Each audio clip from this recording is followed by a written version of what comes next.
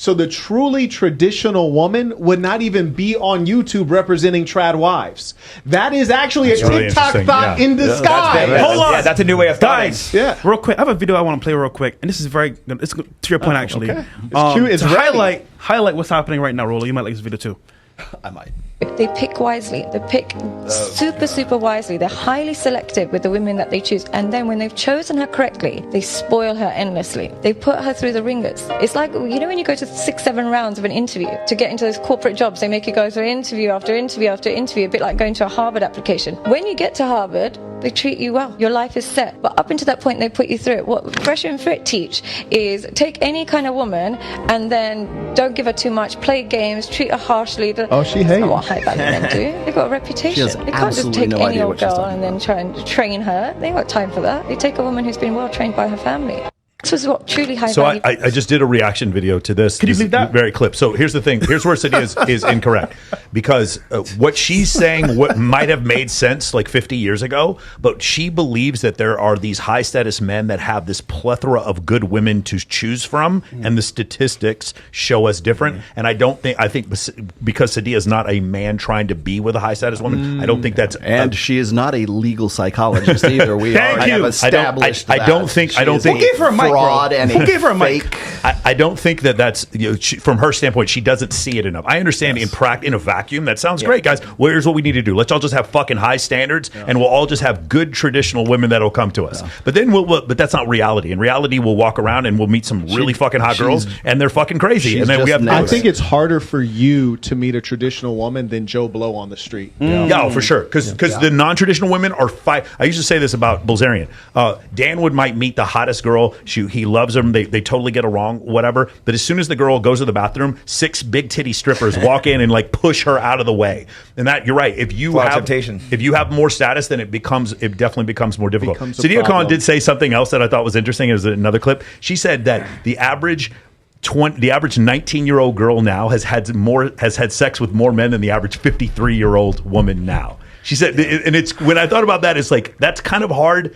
That's probably true. Yeah, an average 53-year-old woman, woman never had a period where she felt the necessity to do that. And so it's true. The average 19-year-old girl probably does have a higher body count than the average 53-year-old woman. Wild. Let me respond to this with this super chat right here. Okay, this is Johnny D143. Thank you.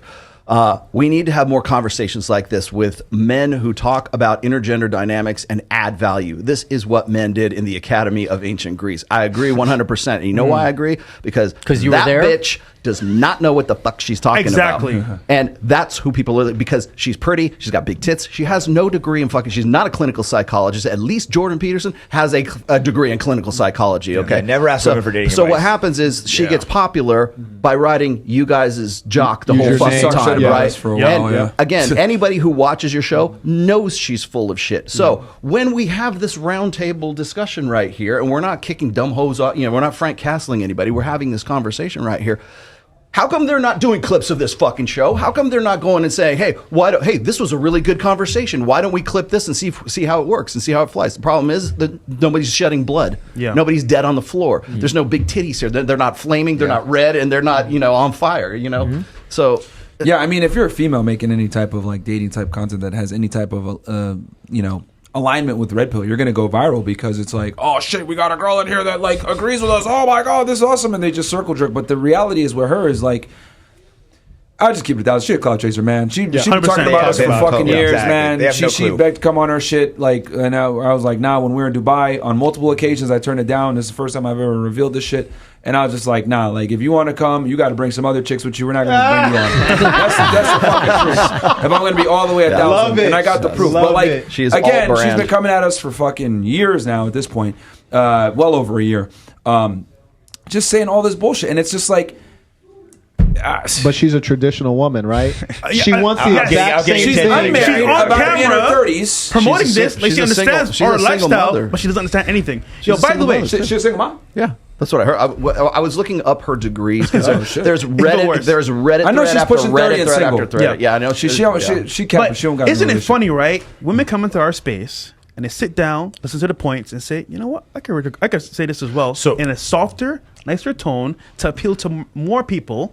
at a bigger level and gain a following. And then what they do is they grift off the space and then say, you know what?